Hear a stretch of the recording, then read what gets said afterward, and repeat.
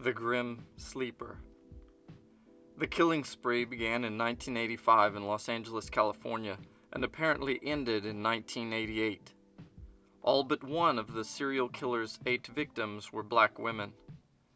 Many of his victims were prostitutes with whom he would have sexual contact before strangling or shooting them.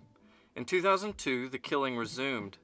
The attacker was dubbed the Grim Sleeper because he appeared to have taken a 14-year hiatus from his crimes. By 2007, 3 more women were added to his list of victims.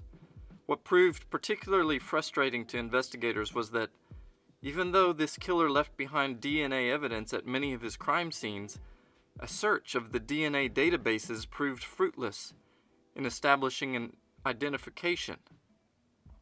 If the killer had been convicted of criminal activities in the past, they never resulted in the collection of his DNA and its placement in the California database.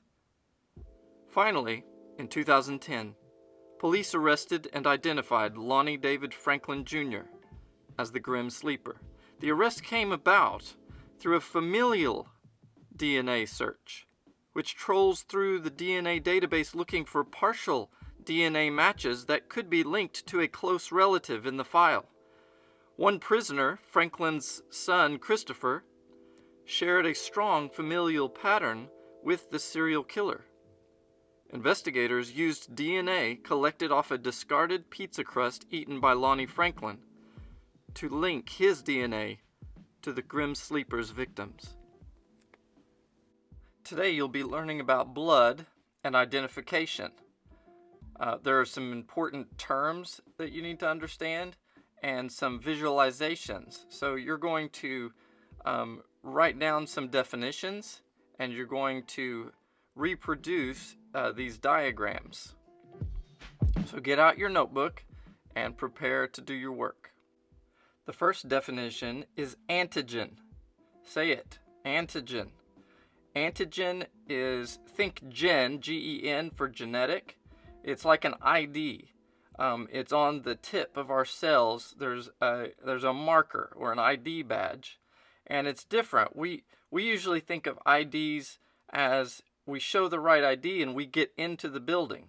But in this case, when something with a particular ID comes into our bodies reject it, and they read the antigen or the ID badge, and they do something to immobilize it or keep it from doing its thing in our bodies to protect us. And so we're going to learn about that in how we can identify a person through their blood. Now, there are a lot of different antigens that have been identified, but what we need to know are A, B, or A and B, or neither A and B, which is O type blood. And then also there'd be a positive or a negative. So you might be A positive, or you might be AB positive, or AB negative, or A negative, or O positive or negative. But that is the antigen marker, a substance, usually a protein, that stimulates the body to produce antibodies against it. Write that down.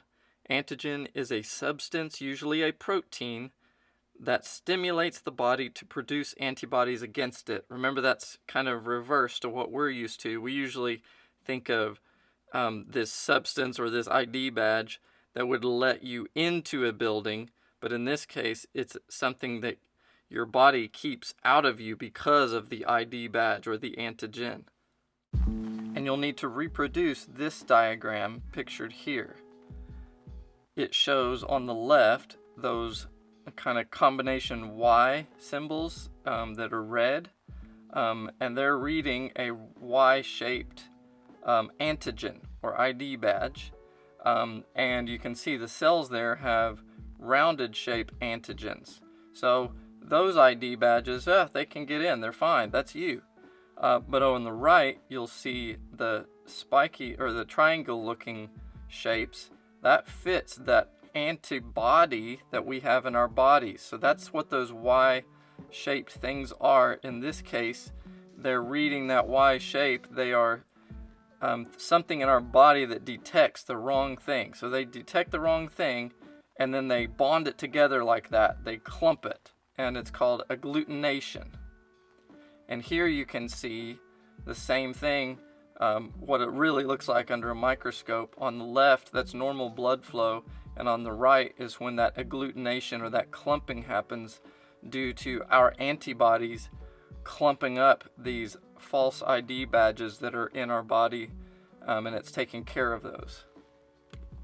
So for your assignment today, you need to define antigen, and you need to reproduce these two diagrams and turn those in, the drawings of those, on Google Classroom. And make it whale money.